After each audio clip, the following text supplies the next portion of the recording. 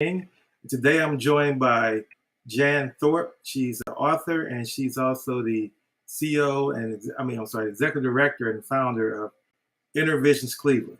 Welcome to the King Connections podcast, Jan. How are you doing today? Well, I'm doing great. Thank you for having me. I appreciate it.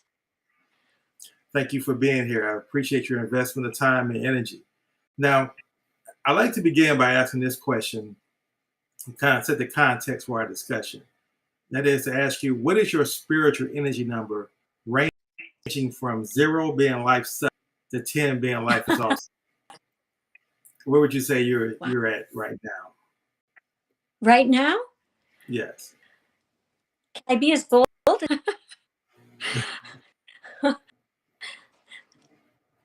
I would say at least.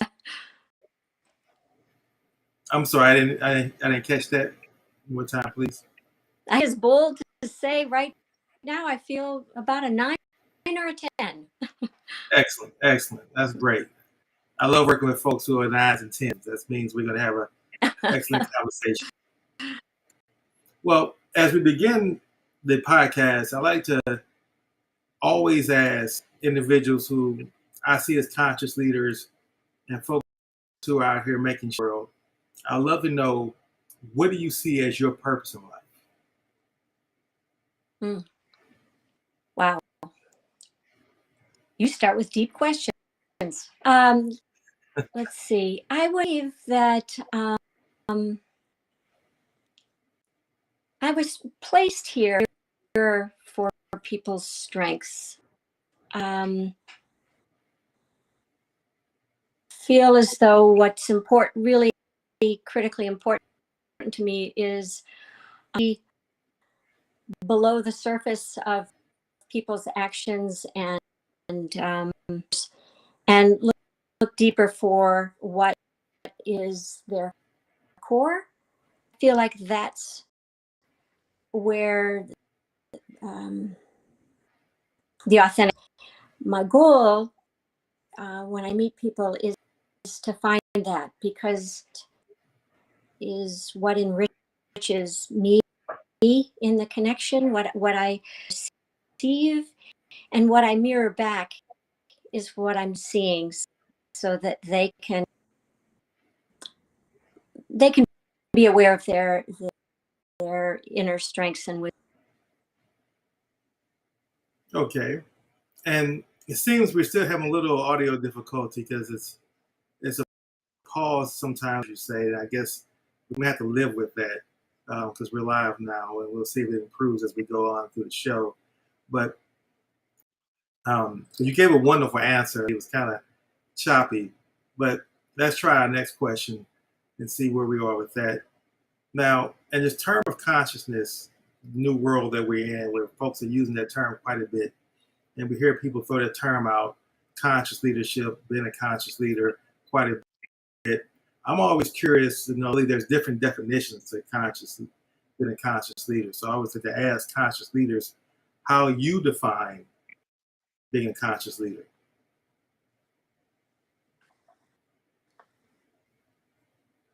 I believe that to be requires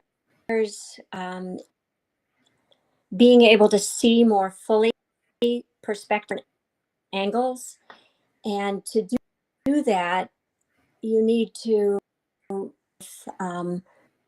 with people who think differently than yourself, and being able to different viewpoints together. So I think it's being conscious perspectives, and then to go deeper within and being in touch with your own belief system, your own thoughts.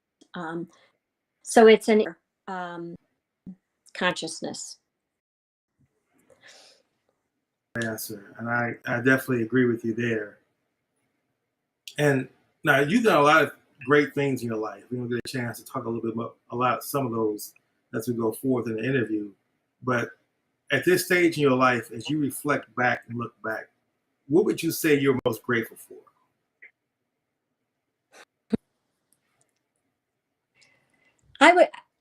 I would have to say my husband.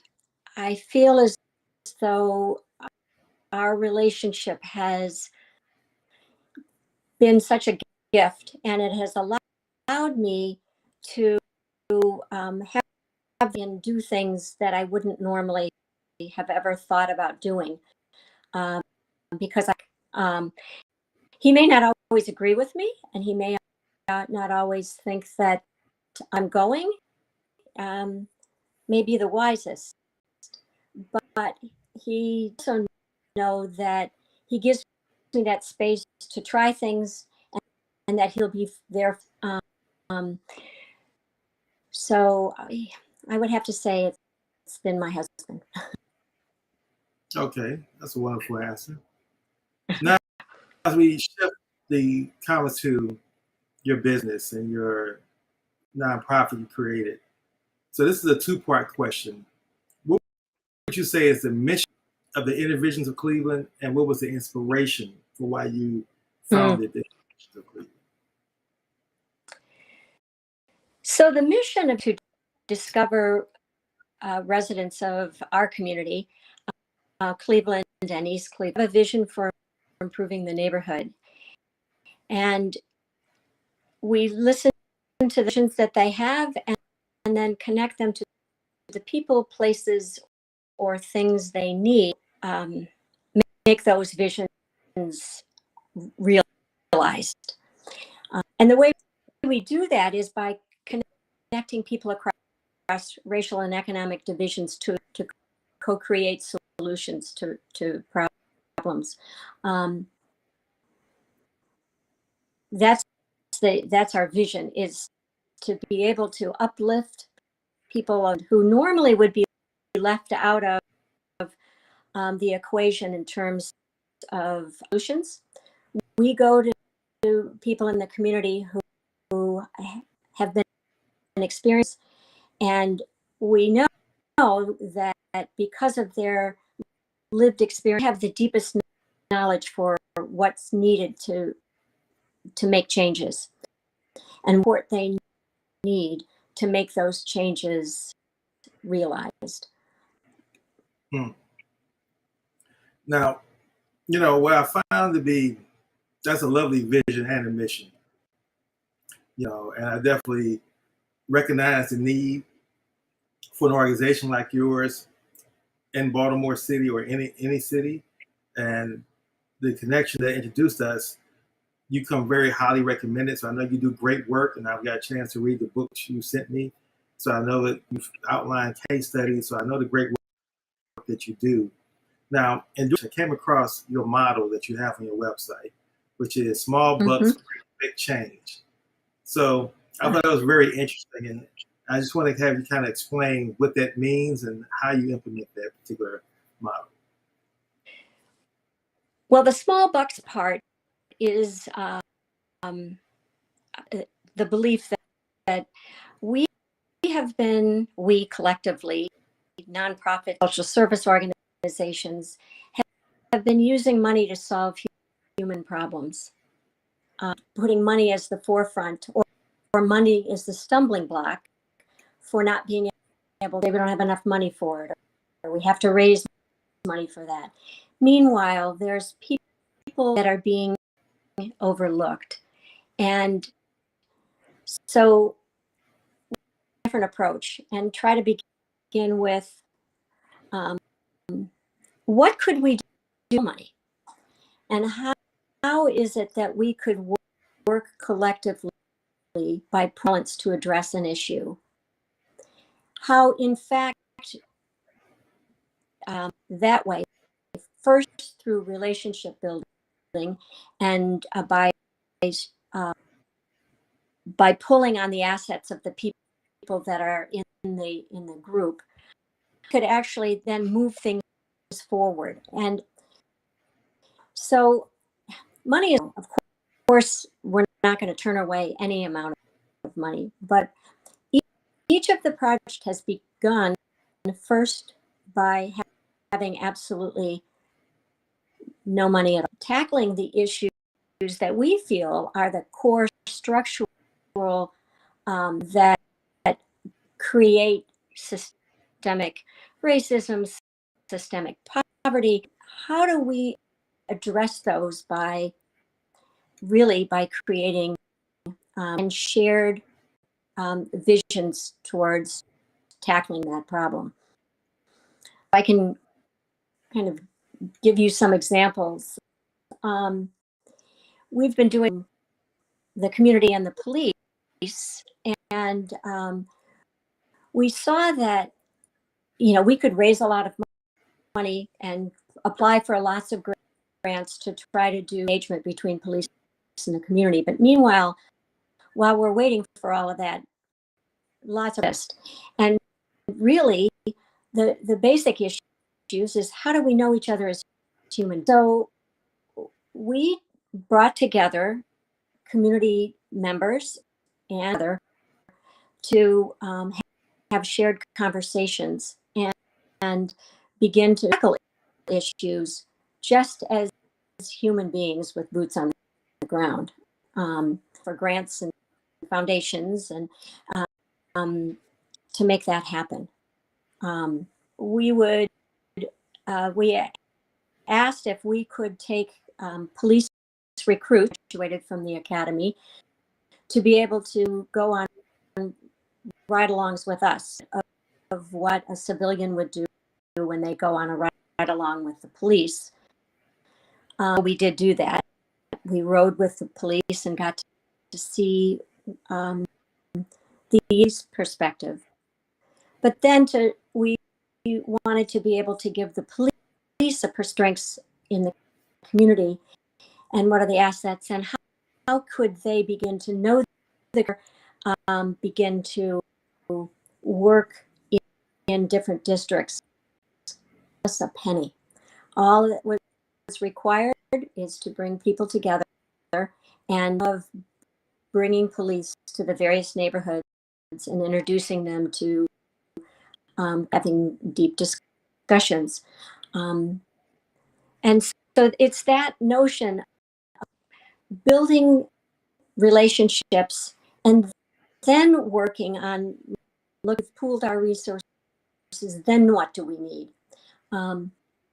We also wanted an answer, but we also thought to ourselves that the people who have this for solutions in the community live in the community. So what if we decided to their ideas and they could get funded even if they didn't have it, or they didn't have a fiscal agent? What if we just hear their visions and pool our money as citizens to pool money to help support those projects? And in fact, the projects that have been spun out of these community-led groups are, and they don't cost an arm and a leg to have to nor do they have to go through a lot of and sophisticated grant applications or any of their ideas. And we pool resources, and I can explain more, but we fund the projects at really very, very inexpensive. So it's essentially small bucks for big change. Excellent, excellent. And I love that story that you just shared. I mean, I love that model and that commitment to bringing forth the capital and not letting other barriers prevent you, such as organizations not having their 501c destination, non-profit status, and you still was able to help them raise capital. So I definitely admire that commitment to that. Can you share with us an example of a Cleveland resident you helped that you were able to get one of their projects funded?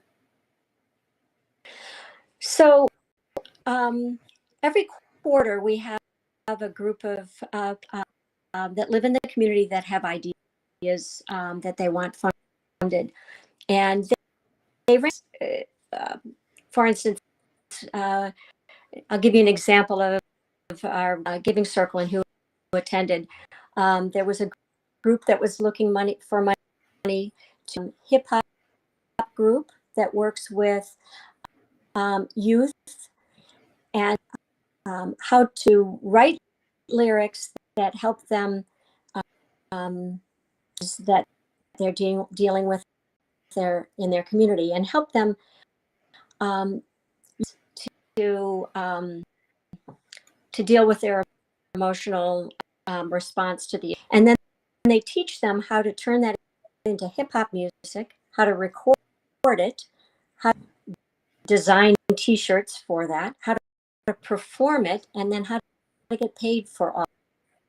And when they were looking for money for some of their, applied to one of our giving circles, and they shared their and they got funded and were able to pay for their equipment.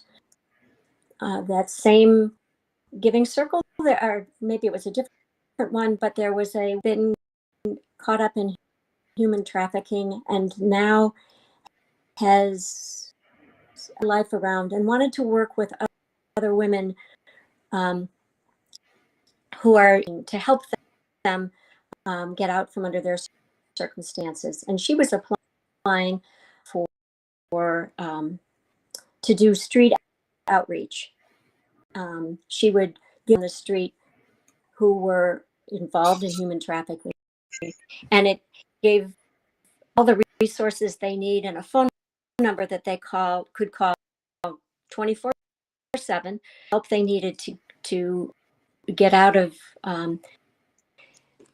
from under the ship they were in. And it was a program that was worked out between the police and this woman who had been experienced herself in the past.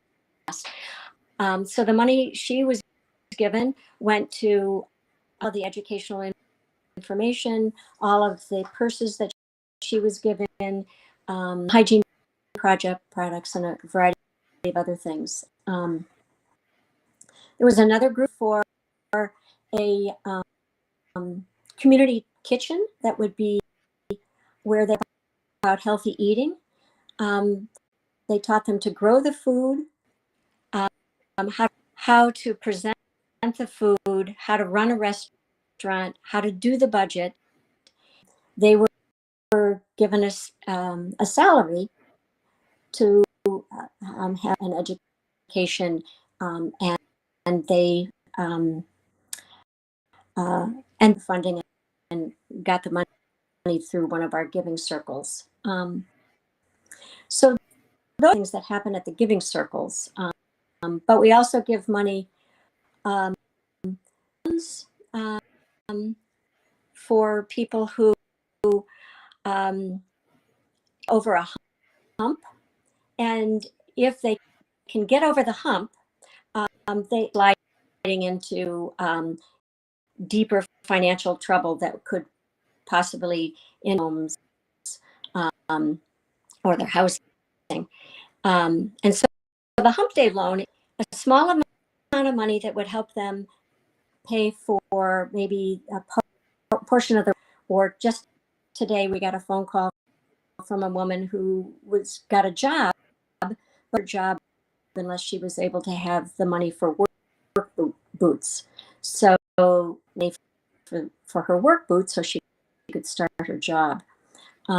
And that loan back, not to us, but by not giving us money, but by working off our talent with someone else in our network that needs help.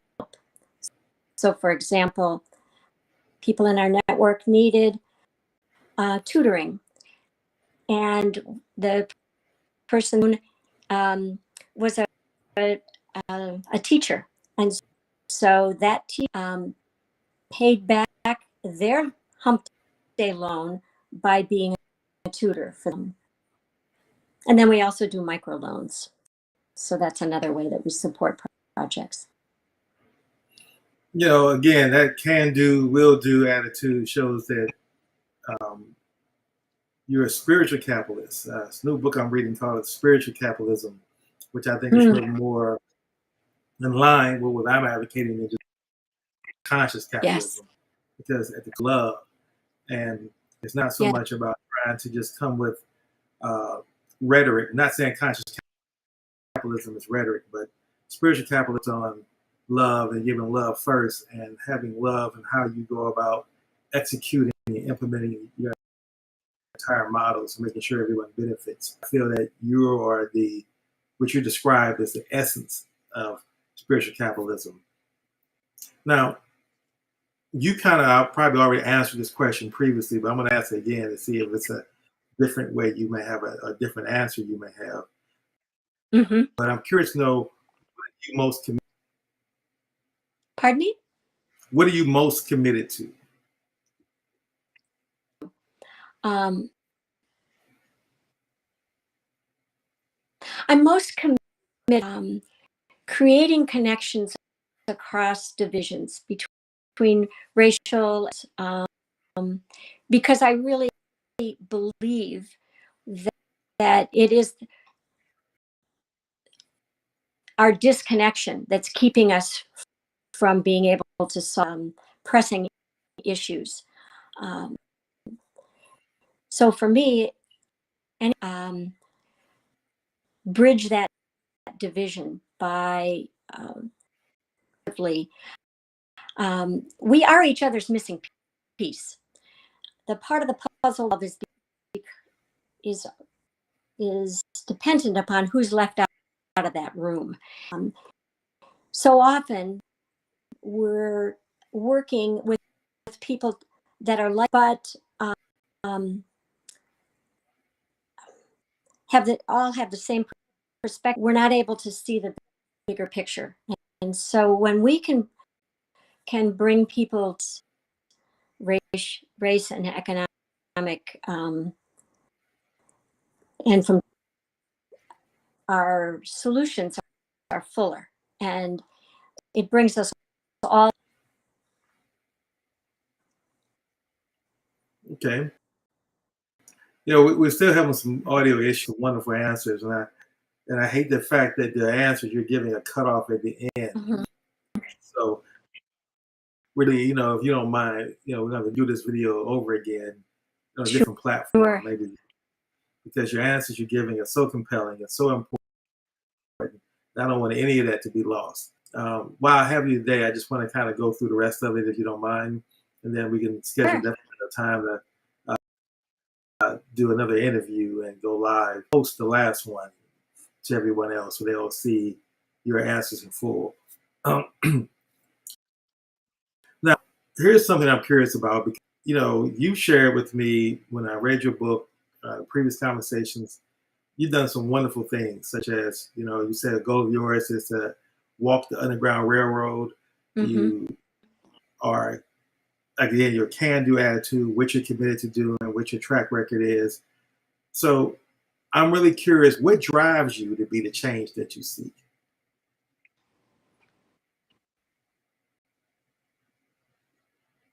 Wow. That's an excellent question. It comes from so many angles. There's a statement, to whom much has been given, much will be expected.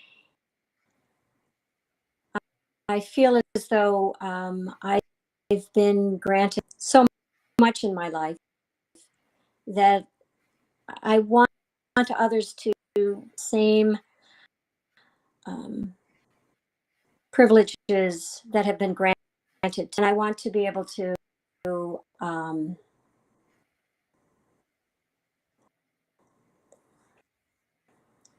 expand that to others. I'm not sure how else to explain it other than that. It's that I was raised in a home by three women. One was Black, and two were white. Three of the women loved one another, and they all three loved me. What was very, very obvious growing up is that purely from the color of Dolores, one of the people who raised me, that who was Black. Her experiences were dramatically different than the other two women who raised me. So it has been on my heart since I was in my formative years to rectify that inequality, because my relationship with Dolores was one, and I relied on her for my life, and she gave me everything. It gave me this sense that Dolores, my family, my loved one, is easily the things that have been granted to me to change that. Wow. Wow. Like I said, with every answer, there's a wealth of information and wisdom and experience in which you're sharing. And I just really enjoy talking to you and having known you in a short period of time, because again, you exemplify the things that I believe are, and I'm part of another podcast, but a colleague of mine has a company called Fully Human. We created a podcast called the Fully Human Connections. We talk about what it feels to become fully human in that growth of the maturity, the maturity continuum that you go through in life. And you, like I said, are definitely an example of someone who is exhibiting that fully human qualities. Now, I'm curious to know, what one decision have you made that has been the most significant or most meaningful in your life, would you say? When I decided to quit my job, Cleveland, at that time, and still is actually, designated cities in the nation, and I was working at a homeless shelter. It's clear to me that everything that we were doing to people who were unhoused and experiencing homelessness doing was a band-aid, and I wanted to find bigger solutions. And so I decided that I would start walking. And when I first started walking, I was looking problems they were experiencing. And although I gave them about understanding the systems that were oppressing people, didn't give me ideas about solutions. It spearheaded me to kind of understand and approach things different was a young boy that I was tutoring, him questions differently. Instead of what the problems were, I asked him to draw what he was dreaming about. He came up with magnificent solutions to the issue, and it reminded me that, and it also helped years and helped him get bold, and he began drawing his. And so the best decision I had came to walk through the community and stop focusing on problems and start on dreams. Because when you activate people's dreams, you activate us that you can't get to in any other way. And when I began asking their dreams, these ideas start bubbling forth, and people out working on those dreams, and collectively we began working together and emotionally and spiritually and relationally support those. So the best decision, in the shortest answer, was to start walking. Excellent, excellent. What are some of the key characteristics that you look for when establishing a new connection? When someone reaches out to you on LinkedIn with a connection request, or someone at a networking conference wants to meet you, what are some of the key characteristics you look for before you begin to engage?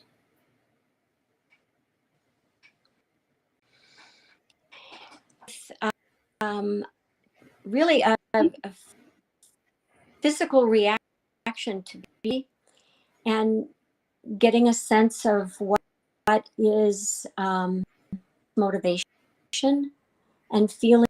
You asked me the question at the beginning, is how would you rate yourself spiritually? And it's something you can actually feel when you're in someone's presence.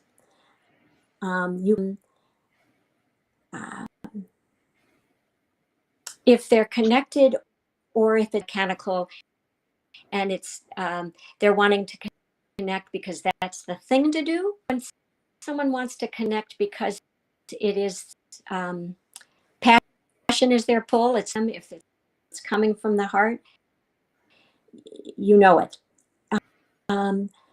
That's the start of it, is when I can feel that there's an authenticity to someone's dent, and that we share a motivation for creating change. Now, this is kind of a secondary question to that, because I believe that we can't do the higher purpose activities that we want to do alone. And yes, especially we can't be being sustainable alone. So in my company, I'm building strategic partnerships to have people identify who would be great strategic partners and make those strategic partnerships. So I'm curious, who would be a great strategic partner for you? I look for people who know things that I don't know. I feel like when we work collectively, sure that we have skills and talents that balance. So a strategic partner is somebody who have technical backgrounds that I don't have, that has the same foundational beliefs that I feel are important. That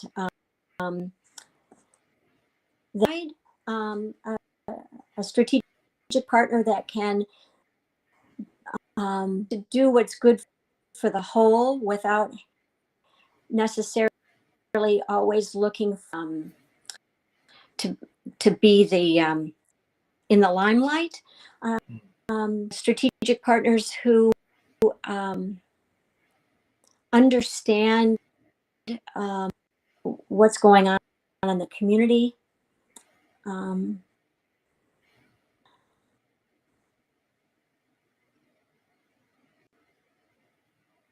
Who are willing to go beyond what's in the status quo, to be able to experiment and try, aren't afraid to go against. So there's multiple elements, but I have to trust them, that they believe in the ultimate goal of the project and aren't looking for self aggrandizement, if you will. Excellent answer. I definitely can respect that as well. So all the things that you've accomplished in your life, what would you say has been the most rewarding?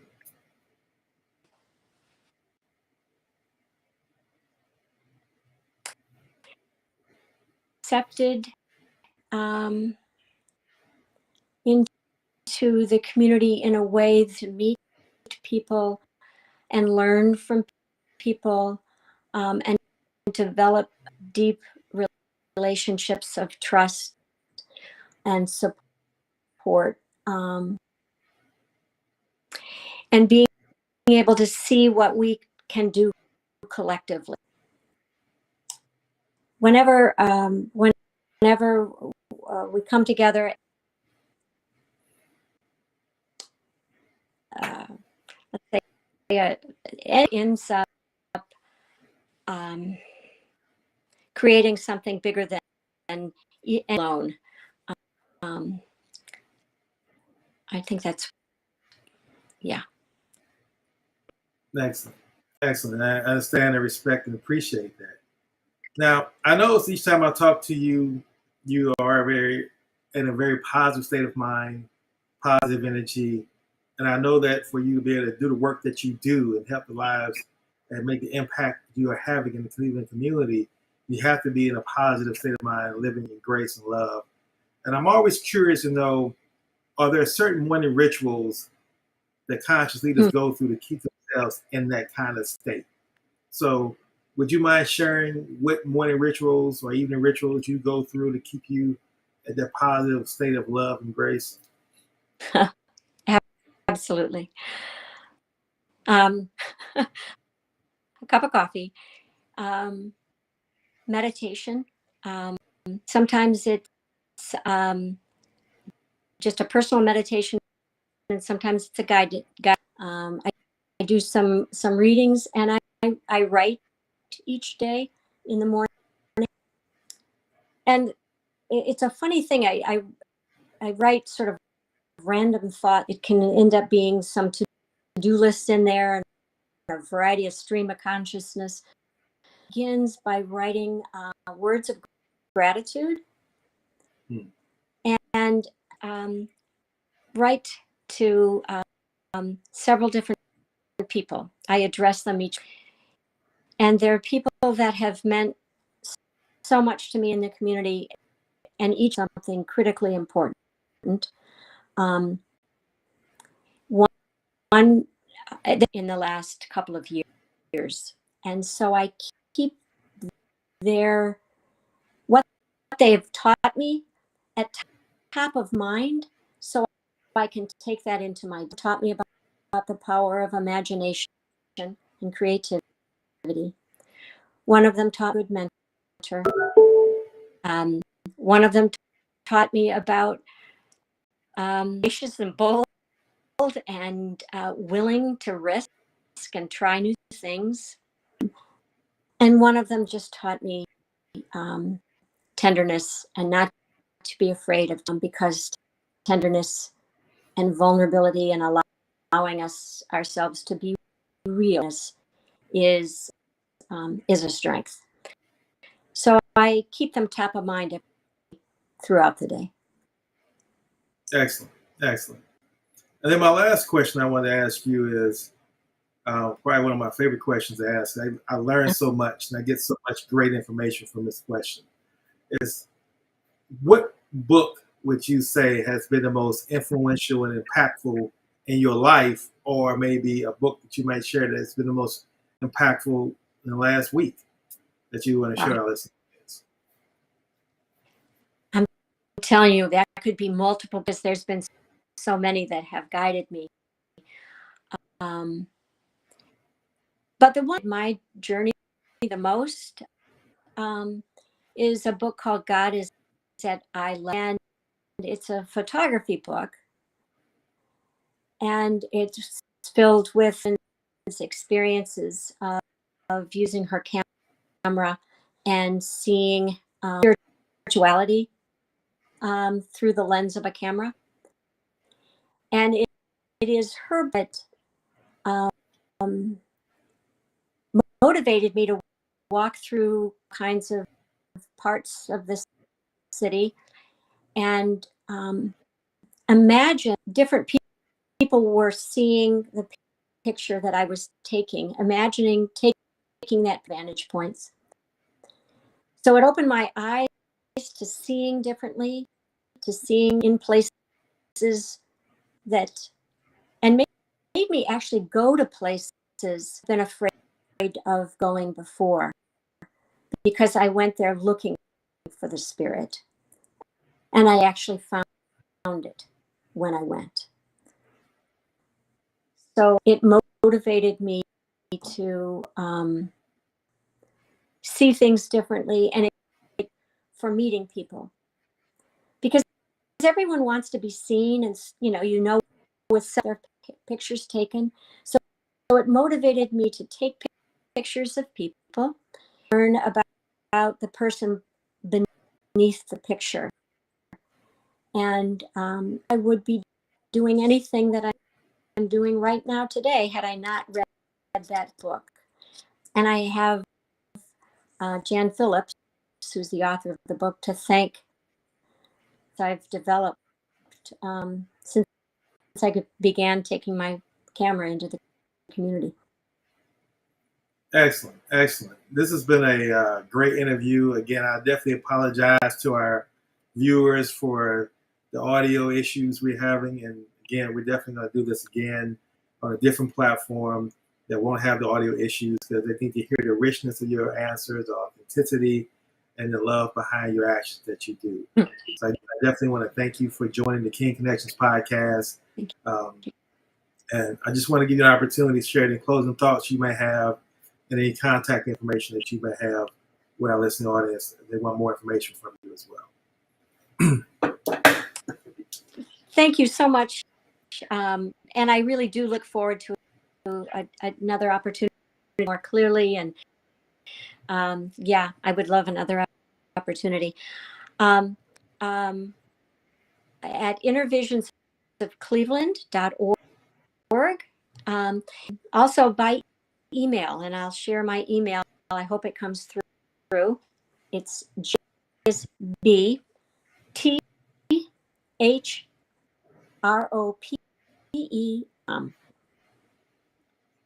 And I look forward to hearing from you. I'm sorry, and your email address is, repeat that one more time, please. B as in boy, T as in toy, ROP like Paul, E at gmail.com. So that's JBTHROPE at gmail.com. Correct. That's it. Thank you. Yes. Okay. Thank you for being on the King Connections podcast. And again, I look forward to our second interview. And I'm grateful to have a tremendous amount of gratitude for you agreeing to be on the second interview, where we're going to really begin to unpack some things. And I definitely want to share your excellent work you've done with as many people as I possibly can. And so until we speak again, Jan, again, I want to thank you for your investment of time and energy. And I want to wish you a blessed and wonderful weekend. And to our listening audience, thank you all for tuning in to King Connections podcast. And everyone have a blessed and wonderful weekend as well.